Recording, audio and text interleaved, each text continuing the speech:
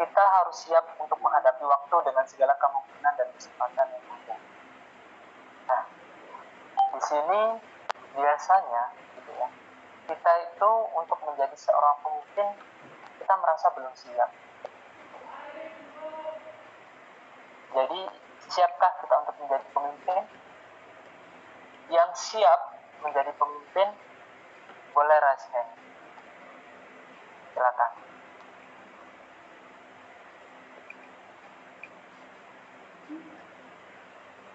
Oke, kita lihat yang raise hand. Di sini ada Langga Sakti. Nah, siap jadi pemimpin. Boleh di. Kemudian ada Sally ya. Ada Sally. Sel, nanyain Sel.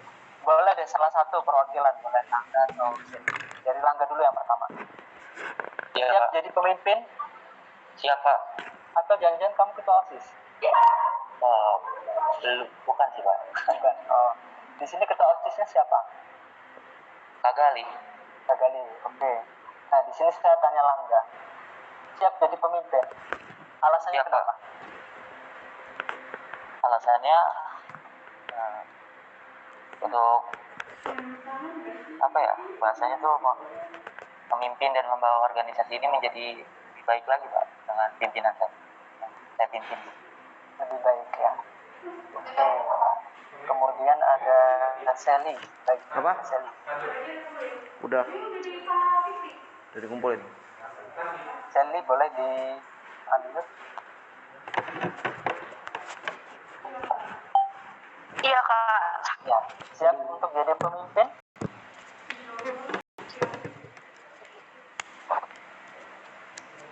Insya Allah siap. Di pengurus OSIS sekarang di bagian apa? Sebagai wakil bendahara. Itu ini ya, berarti kalau di suborganisasi itu masuk di line nomor 2 ya, line 2. Nanti akan saya bilang. Iya Kak. Nah. Kalau Langga tadi di bagian apa di pengurus OSIS?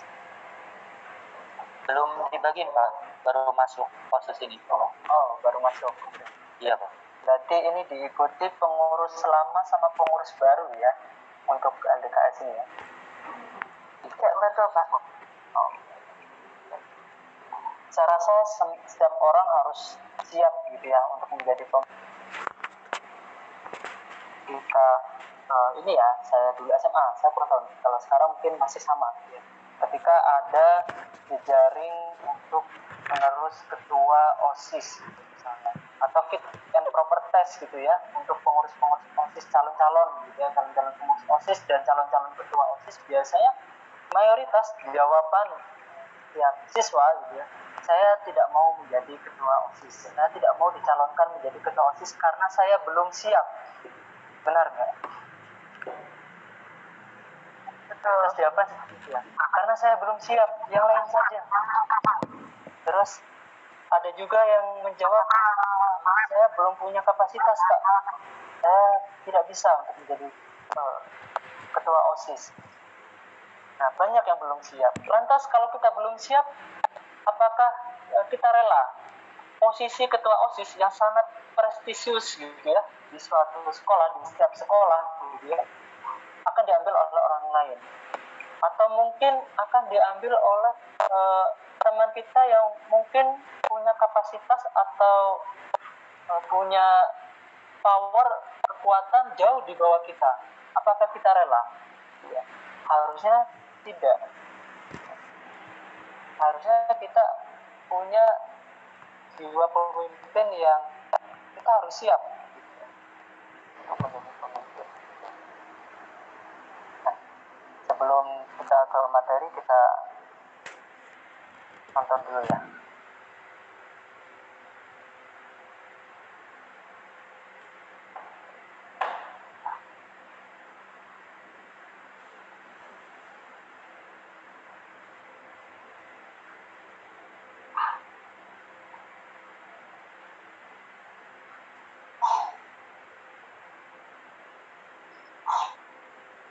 Di sini kelihatan nggak?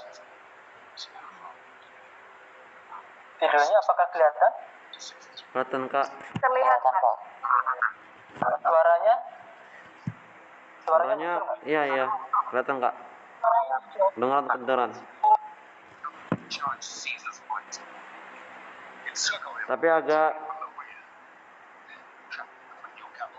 Tapi agak lelet Kak. Relatif Suaranya belum muncul ya? lelet. Suaranya ada tapi lelet itunya.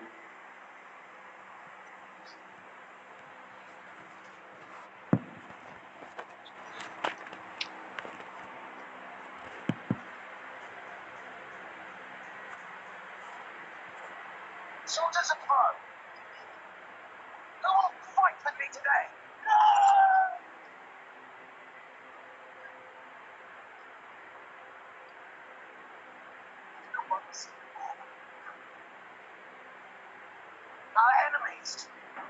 Our enemies have brought it upon themselves.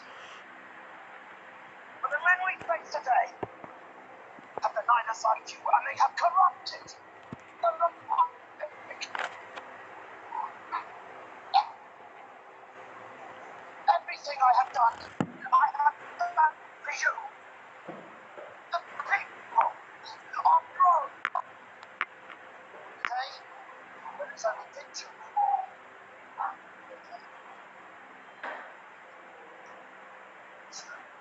I ask you once more to run. Who will fight for me today?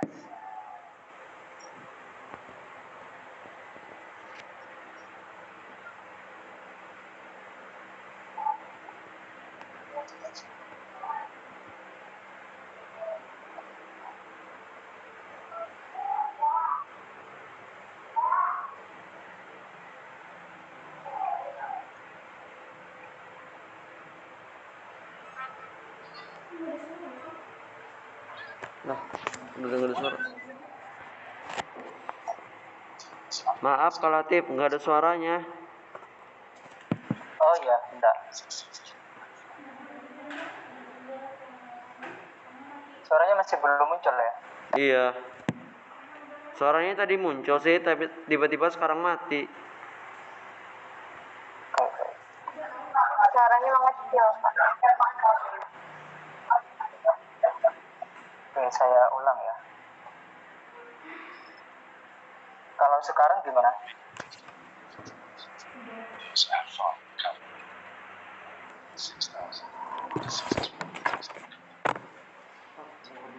Sudah ada suaranya? Sudah, Pak. Sudah ada, Pak. On my signal, take the cavalry in charge, Caesar's right. Encircle him and attack him from the rear.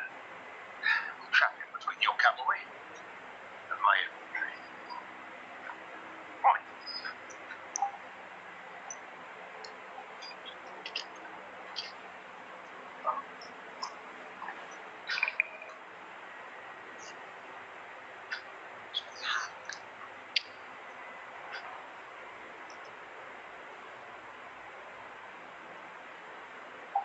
Soldiers of Rome, who will fight with me today?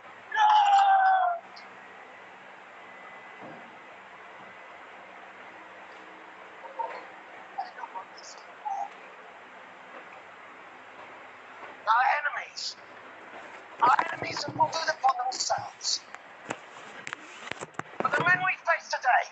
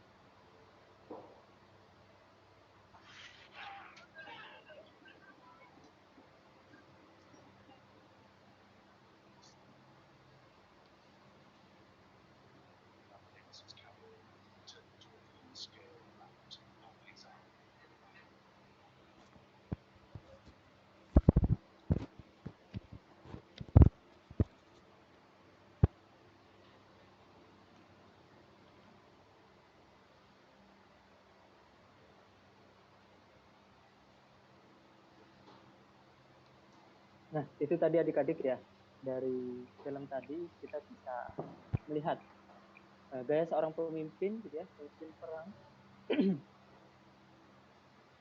yang bernama Caesar gitu ya.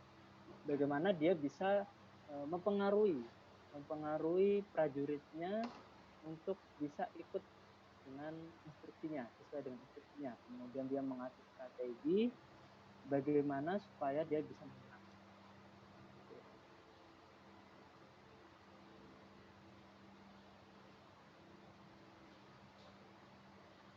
Baik. Slide saya sekarang sudah bisa muncul ya.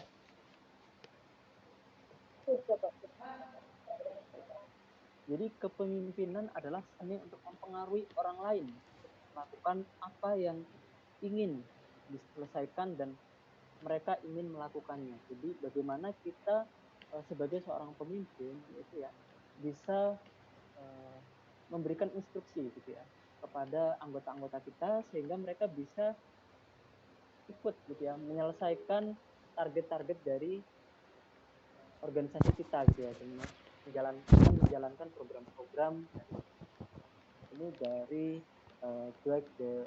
Eisenhower, Presiden Amerika ke-34. Kemudian dari John F. Kennedy, kepemimpinan adalah pembelajaran. Dan kepemimpinan dan pembelajaran itu saling berkaitan satu sama lain. Ya, sebagai pemimpin kita harus senantiasa belajar ya, mau belajar. Belajar mengenal organisasi kita, mengenal anggota-anggota dalam organisasi kita gitu ya. Dan mengenal segala tantangan sehingga bisa kita selesaikan dan organisasi kita bisa mencapai tujuan. Kepemimpinan sama halnya dengan berenang, tidak dapat dipelajari hanya dengan membaca buku tentangnya. Jadi kepemimpinan itu tidak hanya textbook gitu ya, tapi harus kita praktekkan, harus best practice. Jadi syarat menjadi pemimpin, tiga dimensi kepemimpinan itu ada tiga. Yang pertama ability, kemampuan. Yang kedua motivasi. Dan yang ketiga adalah hubungan atau human relation, hubungan antar sesama manusia atau sama anggota dengan anggota organisasi kita, kemudian dengan organisasi yang lain. Kalau di sekolah mungkin ada ini ya organisasi hubungan dengan wakasiswaan gitu ya. Karena setahu saya kalau OSIS di bawahnya Wakaset ya. Wakaset ya. Iya Pak, betul. Betul ya. Nah, untuk mengatur segala program dari organisasi kita, program OSIS. Nah, bagaimana kepemimpinan itu biar berjalan dengan efektif? Di sini ada beberapa parameter ya. Ada visi, kemudian tahu, paham, dan sadar. Kemudian ada inovasi dan risiko, ada komunikasi, ada etika dan gaya kepemimpinan, ada komitmen dan kerja tim. Nah, visi. Apa itu visi? Visi itu yang menjadi goal dari organisasi kita. Gitu ya. Sedangkan misi itu adalah bagaimana cara kita mencapai visi dari organisasi kita. Bagaimana cara kita mencapai goal dari organisasi kita. Nah, kemudian bagaimana kita membuat kalimat visi? Tentu setiap organisasi punya tujuan atau goal. Dari sini ini saya ilustrasikan seorang pendaki gunung gitu ya. Tujuannya pasti adalah puncak gunung. Tujuannya bagaimana dia bisa mencapai puncak gunung. Nah, kalau organisasi dari OSIS gitu ya, OSIS SMA Negeri 5, kira-kira visinya apa? Ada yang bisa menyampaikan? Perwakilan? Kak, saya Kak. Boleh. Visinya itu menjadikan siswa-siswi Semanli menjadi akhlakul karimah, menjadi siswa teladan dan bertanggung jawab. Masya Allah ya. Ya. Yang pertama menjadikan siswa-siswi Semanli ya, berakhlakul karimah. Kemudian menjadi pelajar teladan, siswa teladan. Dan yang terakhir tadi apa? Amanah. Bertanggung jawab ya. Bertanggung jawab atau amanah. Ya, amanah dan bertanggung jawab. Nah, 3 visi ini tadi saya tarik ada 3 poin. Berakhlakul karimah, kemudian menjadi pelajar teladan gitu ya. Kemudian menjadi pelajar yang amanah dan bertanggung jawab. Nah, dari 3 visi ini sudah mulia gitu. Dalam artian pengurus OSIS gitu sebagai garda terdepan organisasi di suatu sekolah, kemudian kan membawahi ekskul-ekskul ya gitu, ekstrakurikuler dan organisasi yang lain gitu ya, untuk menyampaikan visi yang mulia gitu.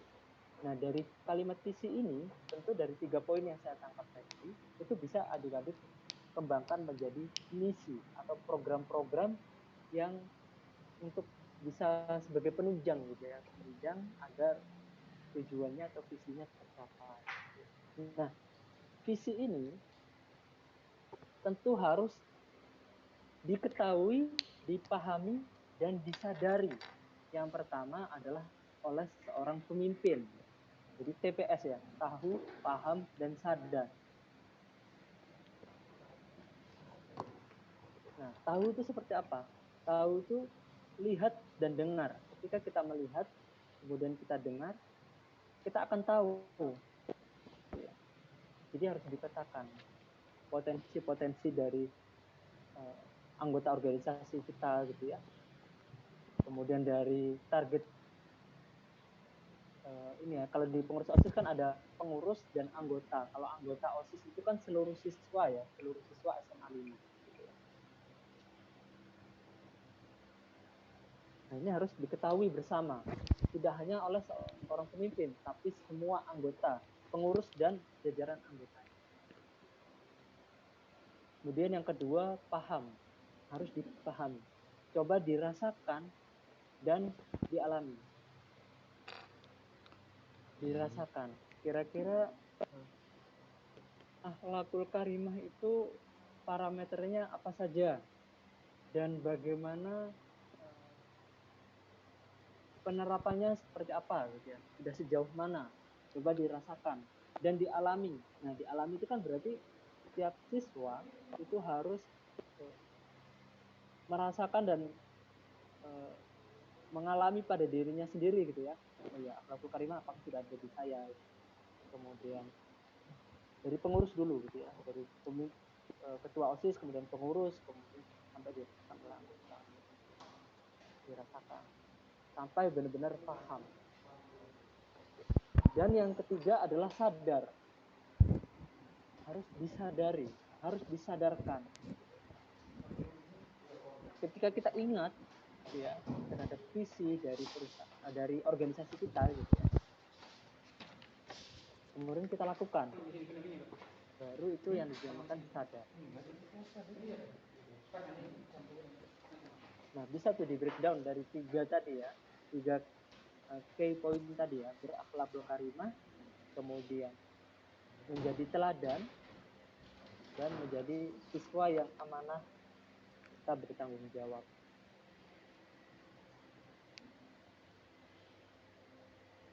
Nah, kemudian dalam organisasi kita tentu tidak terlepas dari resiko. Resiko itu segala sesuatu yang bisa mengancam organisasi kita, keberlangsungan atau keberadaan organisasi kita. Resikonya apa saja? Atau yang mengancam program-program kita, resikonya apa saja? Kemudian dari resiko itu tentu kita harus ada inovasi. Inovasi itu tindakan yang bisa membuat kita bergerak lebih cepat, selangkah lebih cepat, bahkan beribu langkah lebih cepat. Ada terobosan baru gitu ya. Gampangnya seperti ini, teman-teman. Biasanya dalam suatu organisasi kita kan pasti ada di akhir tahun ya, sebelum pengurus sebelumnya demisioner, itu kan ada LPG. Dan itu dipertanggungjawabkan ya, laporan pertanggungjawaban ya. Dan itu dipertanggungjawabkan di MPK ya, di depan MPK dan waka kesiswaan ya, dan dihadiri oleh perwakilan kelas. Nah, dari LPJ itu teman-teman itu bisa memetakan kira-kira kelebihan dan kekurangan dari pengurus yang sebelumnya itu seperti apa dan harus diperbaiki ke depannya seperti apa ya, sehingga kesalahan yang sama itu tidak akan terjadi dan kita bisa mengantisipasi gitu ya apabila ada masalah-masalah atau konflik dalam suatu organisasi sehingga tidak terjadi lagi atau tidak terulang di kepengurusan kita. Ini suara saya bergema atau bagaimana? Tidak, Pak. Tidak jelas ya. Jadi dengan adanya resiko kita bisa dihadapi dengan adanya inovasi. Ada terobosan baru. Kira-kira apa yang belum ada di kepengurusan yang sebelumnya kita adakan. Kita ciptakan sesuatu yang baru. Misalnya dengan yang paling gampang kan kita punya sekretariat ya. Nah, paling gampang kita bisa mendesain ulang atau menata ulang ruang OSIS kita. Nah, itu paling mendasar gitu. Menciptakan suasana baru sehingga pengurus-pengurus baru atau mungkin pengurus lama yang kemudian menjadi pengurus yang baru gitu ya, melanjutkan kepengurusannya di organisasi yang baru itu akan merasakan nuansa yang berbeda. Nah, itu salah satu inovasi. Kemudian bisa dilanjutkan dengan program-program yang lainnya. Nah, yang kedua adalah komunikasi. Komunikasi tentu hal yang sangat penting ya dalam suatu organisasi. Baik komunikasi antara pemimpin leader dengan anggotanya maupun komunikasi antar anggota. Gitu. Nah, komunikasi itu seni berbicara. Kita harus memiliki sudut pandang baru terhadap organisasi kita. Kemudian memiliki cakrawala yang luas. Untuk menjadi seorang pemimpin. Kak, mohon maaf, suaranya ngegema. Suaranya ngegema. Baik. Menggema? Udah Kak, udah. Bagaimana? Sekarang suaranya sudah jelas? Sudah jelas, Pak. Ya.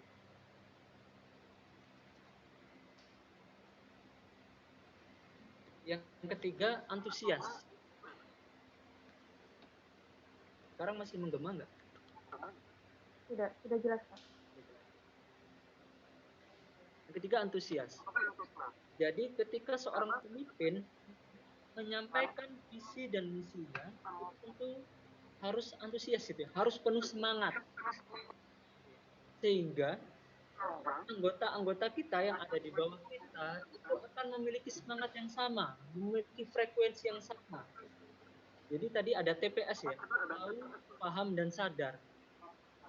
Nah, itu tidak akan hanya di pemimpin saja, tapi akan ditransfer ke seluruh anggota dan pengurus yang ada di bawah. Kemudian tidak pernah membicarakan diri sendiri. Kemudian pemimpin harus sangat ingin tahu, rasa ingin tahunya tinggi. Menunjukkan empati, ya ada kalanya ada selera humor. Dan punya gaya bicara sebagai seorang pemimpin. Nah, kemudian ada fleksibilitas gaya kepemimpinan. Pemimpin itu punya gaya kepemimpinan masing-masing. Ada yang kepemimpinannya otoriter, ya. Ada yang kepemimpinannya mengayomi bawahannya. Ada yang mampu memberikan teladan, contoh kepada bawahannya. Ada yang mampu mengayomi bawahannya. Bermacam-macam. Di sini saya ilustrasikan seperti besi ya. Ada kalanya besi itu ada yang lurus, ada yang bengkok, ya. Ada yang campuran, ada yang bengkok luas gitu ya. Nah, sebagai seorang pemimpin harus memberikan keteladanan, mulai dari kedisiplinan, kemudian proaktif, rendah hati, gitu ya.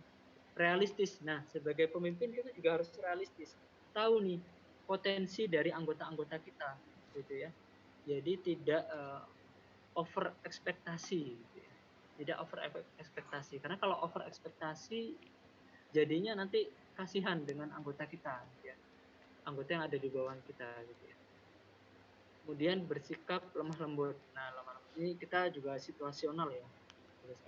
Kita harus situasional, melihat kondisi dan situasi. Tadi macam-macam gaya kepemimpinan gitu ya. Nah, menggunakan gaya itu tentu harus disesuaikan dengan orang yang dihadapi, waktu yang tepat, dan tujuan yang diinginkan. Jangan sampai mati gaya. Mati gaya itu nggak tahu gitu ya bagaimana menghadapi anggota-anggotanya. Ya, karena di dalam suatu organisasi itu tentu banyak orang gitu ya yang kita disatukan oleh satu visi, tapi banyak orang itu punya banyak pemikiran, punya banyak karakter, di mana seorang pemimpin itu harus paham, harus bisa fleksibel gitu ya. Kapan nih menghadapi si A yang tipenya mungkin humoris gitu ya. Kapan nih menghadapi bagaimana dia menghadapi tipe si B gitu ya. Yang tipenya mungkin organisatoris dan dia nggak bisa tuh di ini ya perfeksionis gitu ya, organisatoris perfeksionis gitu ya, tidak bisa melihat mungkin suatu kesalahan sedikit pun, yang suka detail dan sebagainya. Nah, yang selanjutnya harus ada komitmen. Nah, sebagai pemimpin itu harus ada komitmen terhadap visi organisasi dan komitmen juga terhadap organisasinya. Nah, komitmen ini juga harus ditularkan kepada anggotanya gitu ya, kepada pengurus-pengurusnya. Jadi ada komitmen bersama. Pernah nggak teman-teman atau adik-adik ketika di awal organisasi menjadi pengurus OSIS gitu ya, dilantik menjadi pengurus OSIS, pasti kan diminta komitmen bersama, ada ikrar bersama sebagai organisasi, sebagai pengurus OSIS harus amanah, bertanggung jawab gitu ya, harus bisa membagi waktu gitu ya, memanage waktu. Nah, dari komitmen ini itu akan muncul rasa saling percaya ketika komitmen sudah. Dan komitmen yang terbesar dalam hubungan dia adalah keluarga, karena kita komitmen yang sifatnya jangka panjang gitu ya, dari awal membangun keluarga sampai ya akan diteruskan, keluarga kita akan diteruskan oleh penerus anak-anak dan cucu-cucu kita. Sedangkan organisasi itu harus ada komitmen bersama. Kemudian ada kerja tim dan dorongan. Nah, setiap organisasi pasti punya beban program ya, beban program masing-masing gitu ya, dari setiap bidang gitu ya, dari setiap posisi jabatan yang ada di suatu organisasi gitu ya. Nah, makanya di sini perlu kerja tim. Harus ada keyakinan akan diri, kapasitas diri, dan tugasnya di dalam organisasi. Memiliki sasaran yang jelas dan mampu melaksanakan. Tenang dan mampu menahan diri ketika menghadapi konflik. Bertanggung jawab. Mengenali staf dan anggotanya. Jadi seorang pemimpin harus mengenali potensi staf dan anggota. Jangan sampai salah posisi.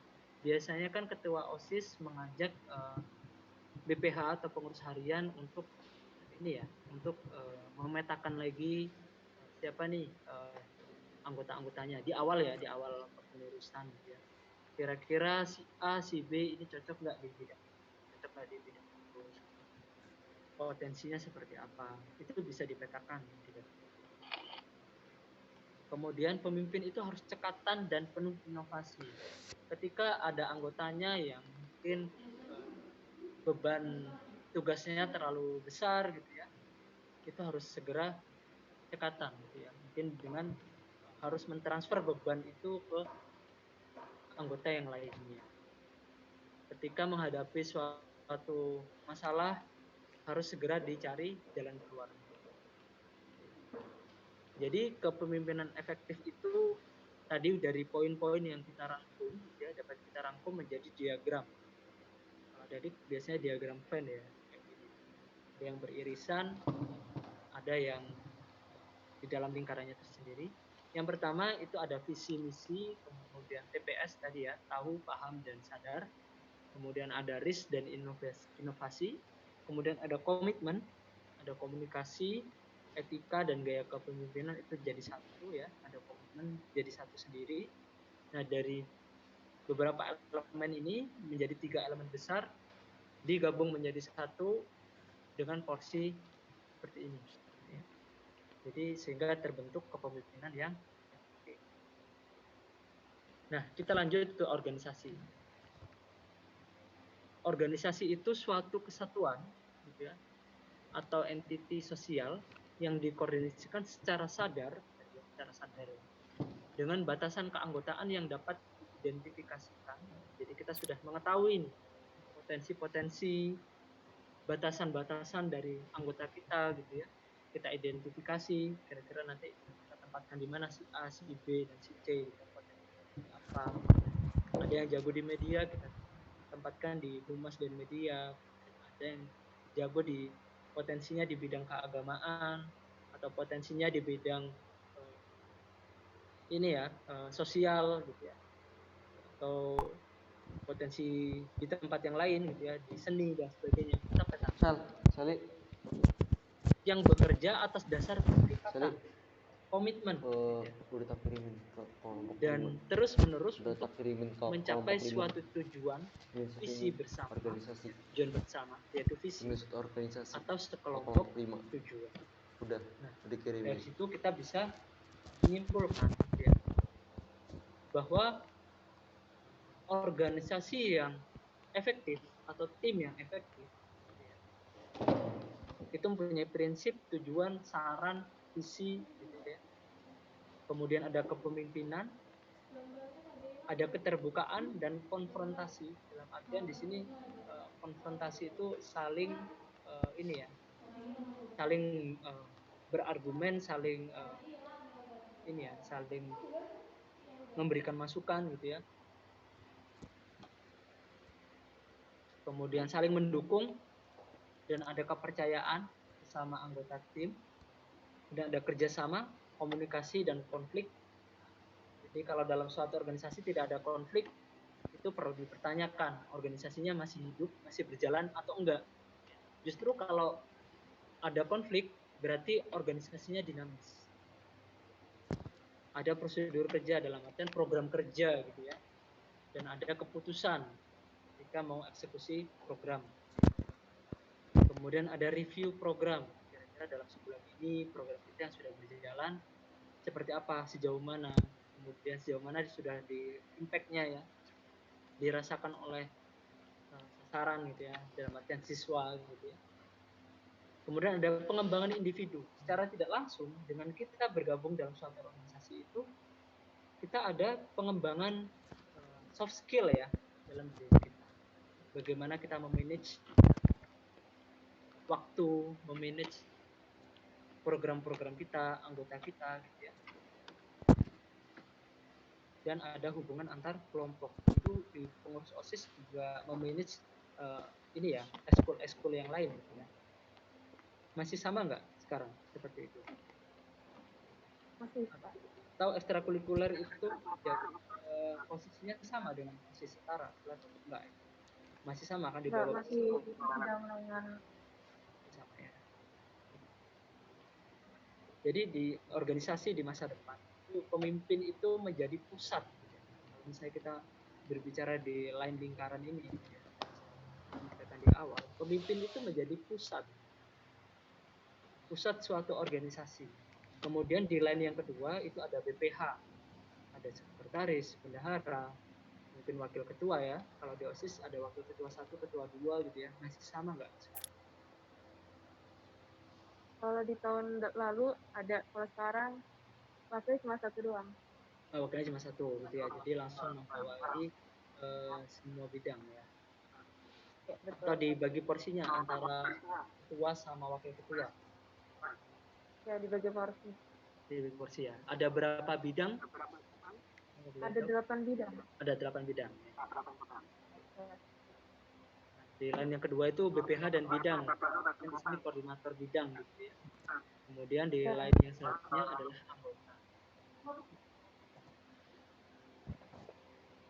Jadi organisasi efektif itu ada visi dan misi yang jelas, kemudian penempatan anggota sesuai dengan potensinya, pimpinan atau leader mampu memahami dan memotivasi anggotanya untuk menjalankan program. Pasti ada kalanya program kita atau anggota kita merasakan kejenuhan, apalagi di beberapa waktu lalu gitu ya, beberapa tahun lalu, di mana pandemi mulai menyerang negeri kita gitu ya, sehingga kegiatan sekolah yang tadinya offline gitu ya, tatap muka di sekolah bisa kumpul dan lain sebagainya dengan bebas tanpa harus protokol kesehatan gitu ya, tiba-tiba dibatasi, kegiatan sekolah harus daring, online dari rumah, sementara kepengurusan harus tetap jalan, organisasi OSIS harus tetap jalan gitu ya. Ada nilai-nilai yang harus kita transfer tadi ya, visi-misi yang harus kita transfer ke anggota gitu ya, anggota OSIS atau ke pelajar atau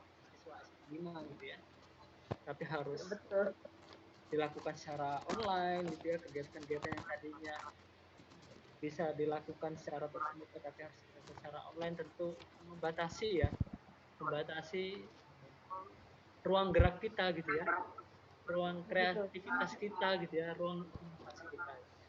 Tapi seorang pemimpin ya harus bisa memahami itu dan harus bisa memotivasi anggotanya bahwa level semangat kita baik kondisi saat sebelum pandemi maupun saat pandemi itu harus sama, sehingga program kita bisa berjalan terus selama 1 tahun dan bisa dirasakan kebermanfaatannya, keberadaannya ya, oleh seluruh anggota. Kemudian ada komitmen dari seluruh anggota di dalam komunitas untuk menjalankan program dan memberikan selalu yang terbaik bagi anggotanya. Gitu ya adik-adik ya. Baik. Saya rasa itu yang bisa saya sampaikan. Any question leaders? Silakan kalau ada pertanyaan, ada yang mau didiskusikan, baik kita lanjutkan dengan diskusi ya. Terima Ya, kasih. adik-adik, ada yang ingin ditanyakan kepada kakak lagi? Silakan raise hand ya. Silakan, boleh raise hand. Kak, saya nanya kak. Boleh, silakan. Boleh. Nama saya Rantas Bita dari kelas 11 IPS 2 Muhammad Hatta MPK. Mau nanya contohnya bagaimana prinsip tujuan sasaran itu? Contohnya bagaimana? Prinsip tujuan sasaran. Prinsip tujuan seseorang. Prinsip tujuan sasaran. Oh, prinsip tujuan sasaran. Dalam pemimpin. Sebagai seorang pemimpin. Ya, baik. Ini langsung dijawab atau ditampung dulu beberapa pertanyaan? Oh, boleh langsung jawab aja, Pak. Nah, sebagai seorang pemimpin itu harus punya prinsip, tujuan, dan sasaran. Prinsip itu hal yang bisa kita pegang menjadi prinsip kita ya. Misalnya seorang pemimpin nih, seorang ketua OSIS. Tadi mempunyai visi ya. Visinya kan itu sebagai goal kita. Gitu ya. Sebagai tujuan kita. Menjadikan siswa-siswi SMA 5 menjadi siswa yang tadi amanah ya, kemudian berakhlakul karimah, kemudian bertanggung jawab gitu ya, dan menjadi teladan. Nah, prinsip itu itu yang harus kita punya. Jadi kita sebagai seorang leader, kita harus punya akhlakul karimah. Kemudian kita juga harus amanah. Kita harus menjadi teladan. Jadi yang pertama dilihat oleh orang lain adalah kita. Itu prinsip yang harus kita pegang.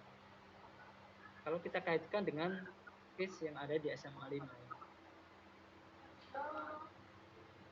Kemudian tujuan kita kan tentu akan selaras ya, sejalan dengan organisasi kita.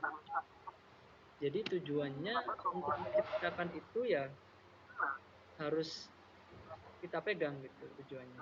Tujuannya kan pasti teman-teman pengen di SMA 5 itu ketika saya nih orang luar ya masuk ke SMA 5. Yang anggapan pertama yang ada di saya gitu ya, ketika melihat siswa-siswa SMA 5 ya seperti itu, mencakup 3 visi tadi ya. 3 key point dari visi tadi. Nah, sasarannya bagaimana kita membidik sasarannya sebagai seorang pemimpin. Ya sasarannya kan dari siswa-siswi SMA Negeri 5 itu sendiri. Nah, sejauh mana nih kita bisa sebagai seorang pemimpin bisa nih kita membuat ini ya, semacam survei kecil-kecilan gitu ya. Sejauh mana sih penerapan visi misinya gitu ya. Yang sudah dirasakan oleh sesama pelajar, sesama siswa yang ada di SMA. Kita bisa membuat survei kecil-kecilan.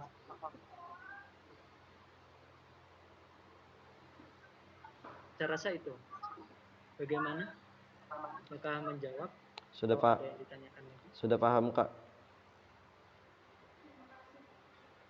Ini nih Kak, ada dari Anis Sofia Fitriani, silahkan silakan.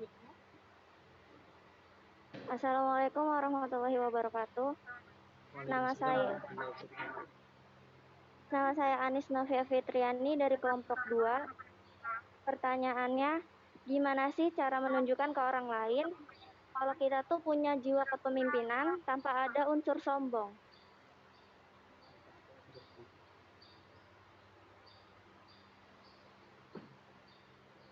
Yang paling konkret untuk bagaimana kita menunjukkan bahwa kita punya jiwa kepemimpinan,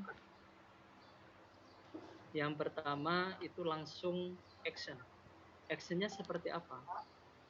Di dalam suatu organisasi pasti ada suatu program.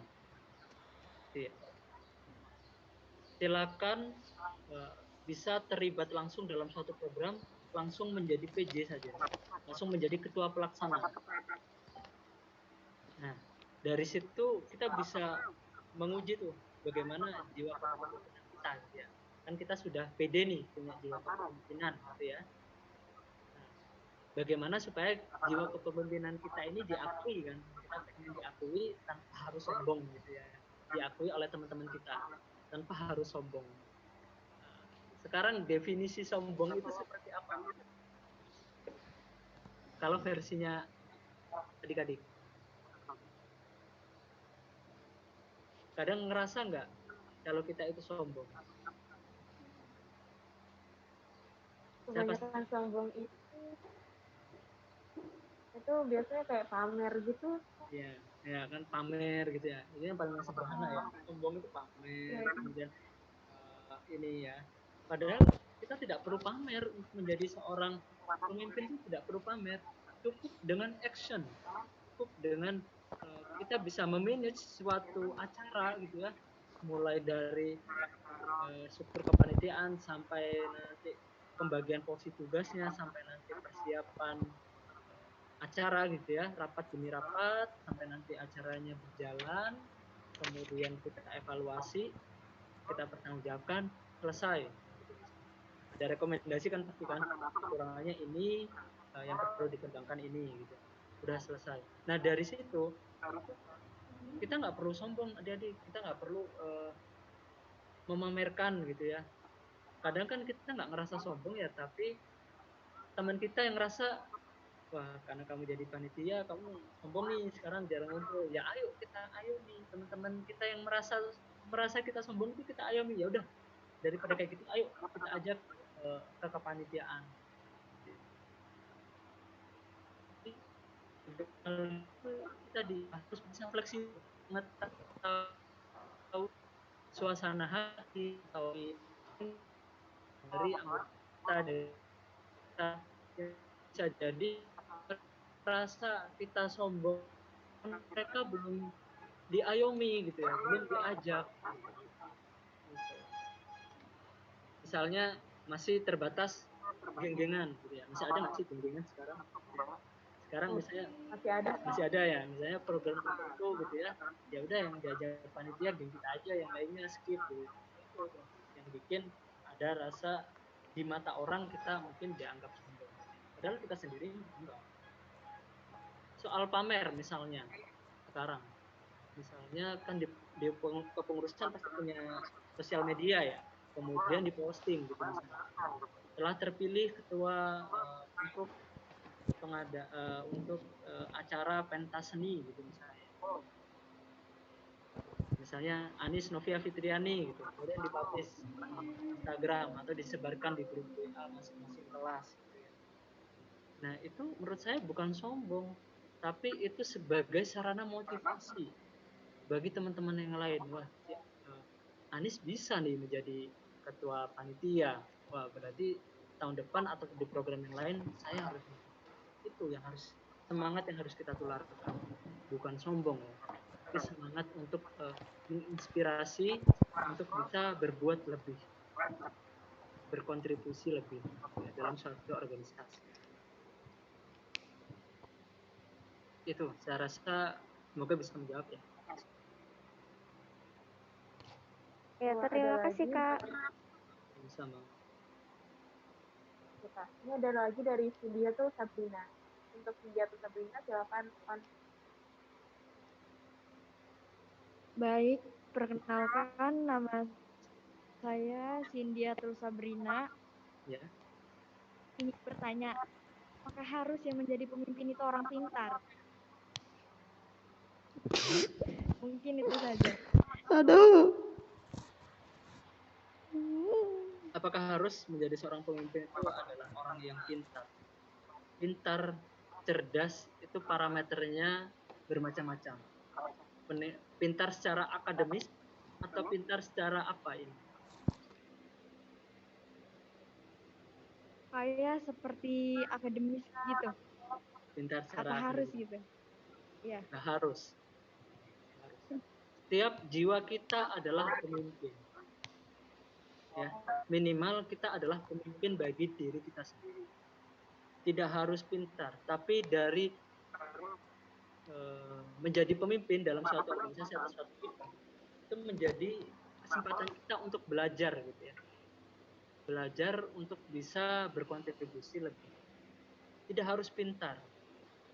Menjadi pelajar yang pintar itu memang suatu keharusan ya.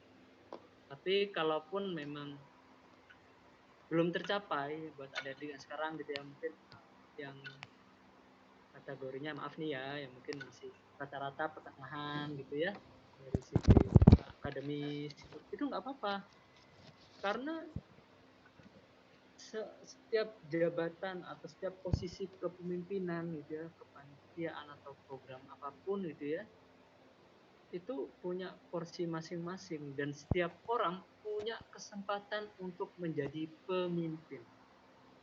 Bukan berarti harus anak yang pintar, anak yang cerdas, yang selalu juara nih yang jadi pemimpin.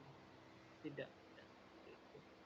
Dan ada kalanya, kalau dari yang pernah saya baca ya, orang organisatoris atau yang suka berorganisasi terkadang dari sisi akademis itu bisa jadi biasa-biasa saja, tapi dari sisi soft skill kepemimpinan, keorganisasian justru itu paling mendominasi dibandingkan dengan pelajar yang secara akademis ini ya di atas rata-rata. Ada yang pernah mengadakan survei seperti itu. Tapi ada juga yang memang secara akademis pintar gitu ya, bagus di atas rata-rata, dan dia juga organisatoris juga ada. Jadi buat adik-adik yang nilai akademisnya mungkin biasa-biasa saja, masih rata-rata gitu ya, nggak apa-apa. Inilah saatnya untuk kita berlatih gitu ya. Karena kapan lagi kalau tidak sekarang. Tadi di awal saya sampaikan, waktu tidak pernah mengenal kata kita siap. Tapi bagaimana kita siap untuk menghadapi waktu dengan segala kesempatan yang akan diberikan kepada kita. Ketika ada kesempatan, ada waktu, ya saat itulah kita harus siap.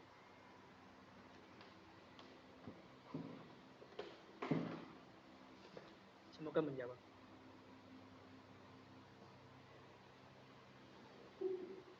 Ya, gimana Cindy? Sudah mengerti kan?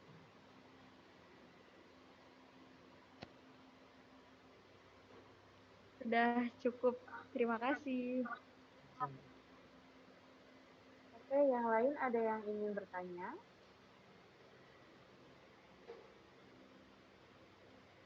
Oh ya Kak,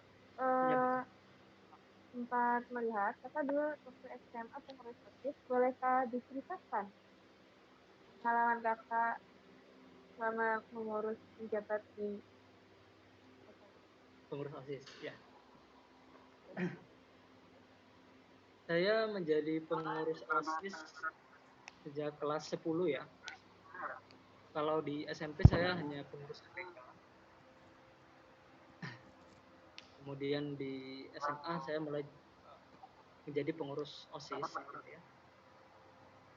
Di kelas 1 saya awalnya merasa dijerumuskan gitu ya. Dijerumuskan. Jadi hanya sekedar perbincangan ringan dengan kakak senior gitu ya. Kemudian tahu-tahu saat pengumuman pengurus OSIS itu nama saya masuk. Dan langsung diajak rapat gitu. Koordinasi dengan pengurus OSIS, termasuk di situ ada ketua dan sebagainya gitu ya. Jadi tanpa ada fit and proper test gitu ya. Gitu. Saya langsung masuk di pengurus di anggota ya, pengurus bidang 4 di bagian sosial dan hubungan luar ya. Jadi kalau ada kegiatan-kegiatan sosial, kemanusiaan itu menjadi program utama kita. Nah dari situ saya mulai belajar gitu ya. Pengurus OSIS itu memang tidak semudahnya di organisasi yang lain ya, karena OSIS kan memang pengurus OSIS itu sebagai garda terdepan. Di setahun yang pertama saya menjadi pengurus OSIS hanya sebatas anggota gitu ya, tapi dari situ saya mulai belajar bagaimana supaya program-program kita itu bisa terlaksana dengan baik gitu ya, dengan lancar dan bisa dirasakan kebermanfaatannya. Dan di situ juga saya belajar berkoordinasi dengan eskul-eskul yang lain yang ada di bawahnya gitu ya. Ya cukup menarik. Kemudian di tahun yang kedua ketika saya kelas 11 saya langsung ditodong. Saya juga sempat ikut fit and proper test untuk menjadi ini ya, calon ketua OSIS, ketua dan wakil gitu ya. Cuma memang jawabannya waktu itu sama, saya tidak siap. Itu adalah jawaban yang udah biasa ya. Iya, betul. Tidak siap. Padahal waktu itu kalau saya bilang siap, jauh dari ini ya, dari tadi quote inspirasi ya. Misalnya pada saat itu ya, 40 tahun yang lalu,